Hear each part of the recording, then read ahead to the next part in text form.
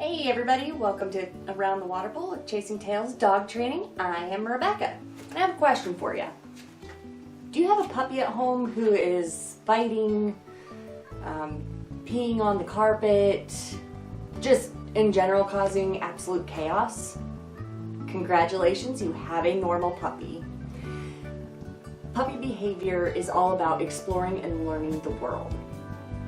So we want to make sure that we're helping our puppy learn to be a model citizen in this crazy human world of ours. Today I'm going to go over a few things that you can do to help with potty training, puppy socialization, puppy biting and mouthiness, and some of the foundations that I highly recommend that your puppy learns as quickly as possible, because it's something that they're going to go and use through the rest of their life.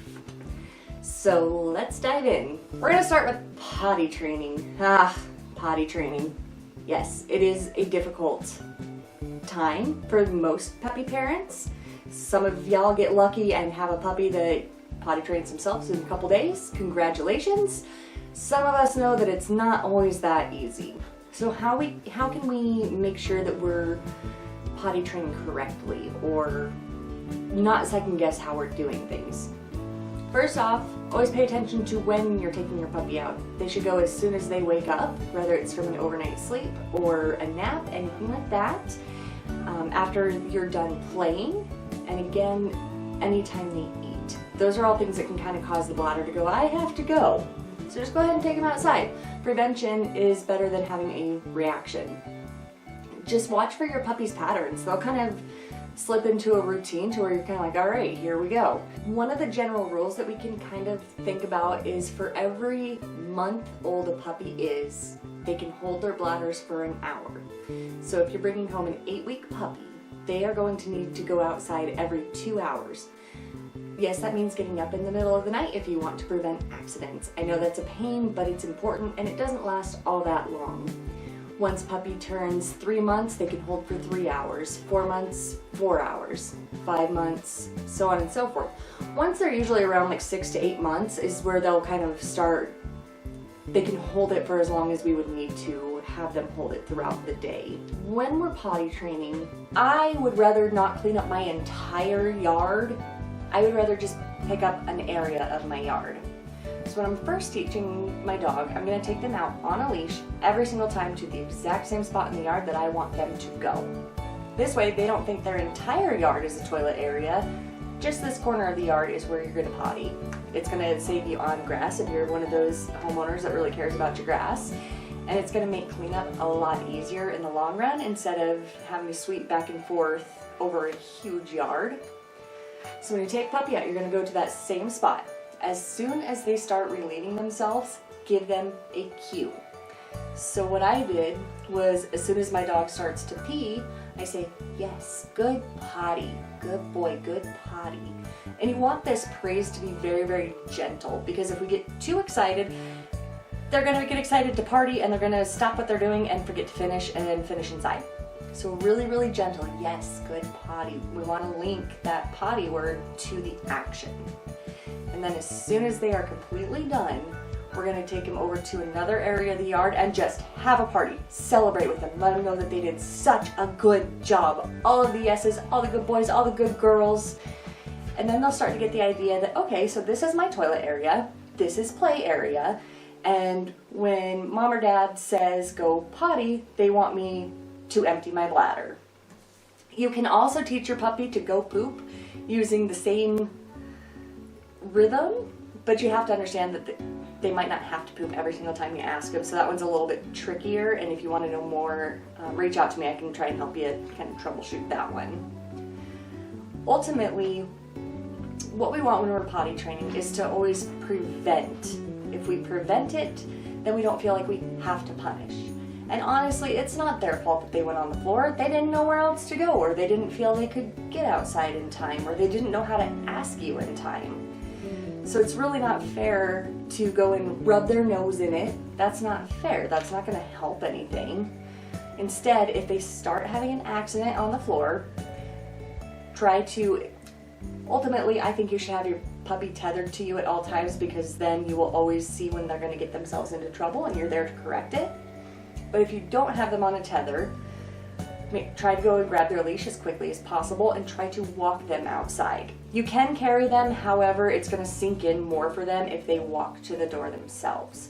You can also look into things like bell training or button pushing, things like that. That's entirely up to you, and that's a whole different ball game. But again, give them as many opportunities as you can for them to go outside, relieve themselves, and try and keep it as happy as possible. If you're frustrated because they had another accident on the carpet, go take them outside and then come back and angrily clean without them present. That's what I do, because I do get annoyed with it sometimes where it's like, oh my gosh, I'm doing this with my toddler right now. It's great. It's great fun, and it is something that you will get through. Try to be positive about it. Reach out to friends, family. You can absolutely express your frustrations. If you're really having problems with it, shoot me a message. I'm here to help. Next up, we're going to go into socialization. So socialization is one of those, it gets very misunderstood very easily. I feel like so many people, when I've talked to them about socializing their puppy, the idea comes that you just take the puppy and they have to be socialized with other dogs. And that's, yes, socializing with other dogs can certainly be a part of it, but socialization really is socializing with the world. You know, we keep our dogs in our homes and they don't always get to go and explore the world. Honestly, letting your puppy just observe things is crucial. Sit in the front yard and let them look at the cars go by, look at the people walking by, bicycles going by. Just let them observe. You can even go and sit outside of a dog park and let them look at the other dogs. They don't have to engage, but just that looking gets them to understand, oh, okay, like these are these things and they're not scary, they're not overwhelming. And when we do this at a young age, it helps build a better dog, because the first 16 weeks of their lives especially, there is so much learning and it is such a huge opportunity to get to know these things. However, we also want to be cognizant of vaccines, especially the distemper parvo vaccine, which they get 3 rounds. Typically they'll get it at 8, 12, and 16 weeks, and it's really important that they have all 3 of those vaccines before they go out in dog populated areas, just because it is so easy for them to catch parvo in particular, and it's really, really expensive to treat, and even if it's treated, it might not be enough and your puppy might not make it.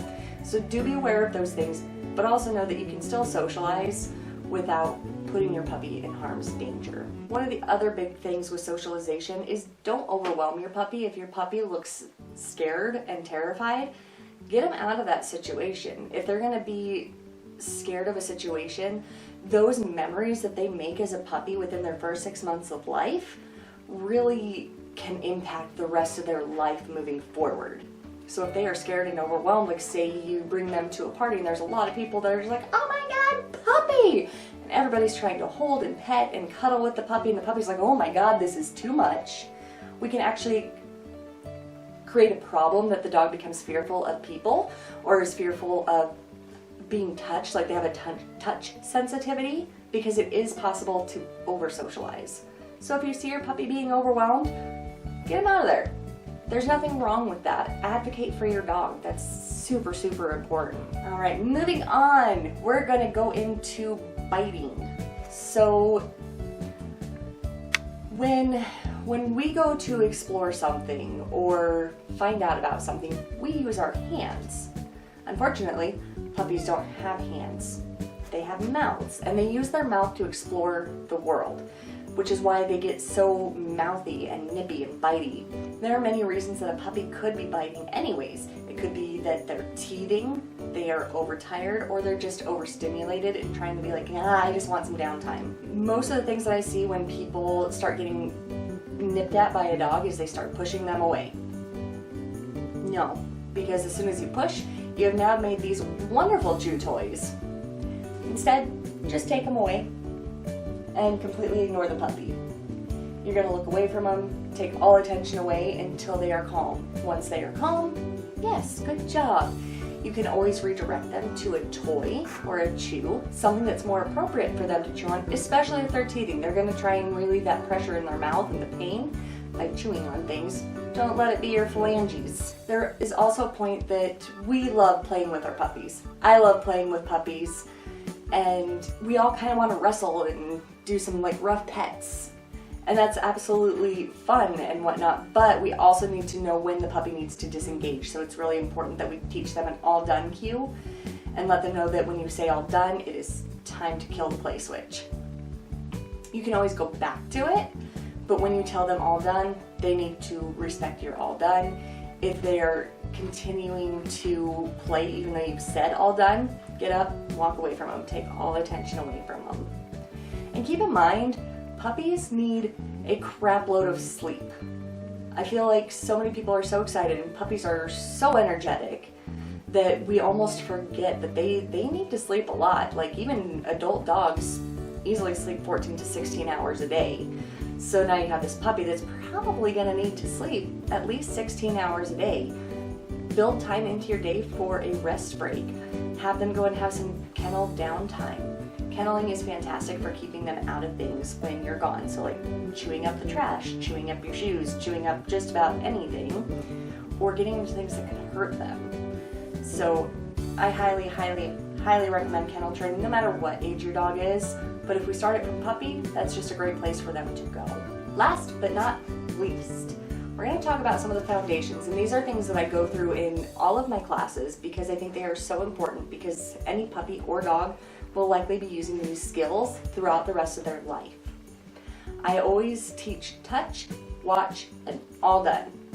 So touch is just asking a dog to come up and boot my hand with their nose. This is a way to help instill confidence. It also gives dogs the choice to come and engage with me. If they want to be left alone, they can tell me no, and that's okay. Touch is a way to let them know, hey, I would like it if you came into my space. You're more than welcome. It's also a way so many people put their hand out to let the dog sniff them. A dog can smell you from across the room. So sticking your hand in their face isn't going to help them smell you, but it could come across as threatening. So if we teach our dogs that a hand down is an invitation, they're going to look at it that way versus a hand coming at them that could potentially appear threatening. It's also important to know that one of the rudest things that you can do to a dog, and it is also such absolute human instinct, is to plop a hand right on top of a dog's head and give them a good little scratch between the ears. When we think about it, if a giant were to walk up to you and plop a hand on your head, wouldn't that seem a little scary? Like, that's my blind spot. I have no idea what they're doing. Even some of the most well-behaved dogs, when you go to do that, they'll do a little bit of a tuck, and it's because they're like, ooh, what are you doing? By offering a hand down low, you can absolutely redirect anybody to say, hey, you know, my dog really, really likes scratches on their chest or their shoulder. Keeps their hand low. Dog can sniff and see everything that they're doing and not feel threatened because they don't know what's happening. I also always teach a watch command, so eye contact. This is important because in the canine world, direct eye contact is a challenge. It's a threat. So when one dog is staring at another, it becomes fixation, and then either one dog will submit and be like, "Oop, sorry," or a fight's gonna break out. But with us humans, eye contact is so important. So we want our dogs to know that, like, looking at me and making direct eye contact with me is not a scary thing, because most people, myself included, will go up to a dog and look them right in the eye. It's such our nature that we want to let the dogs know this is just another weird thing that humans do. We're weird, what can we say?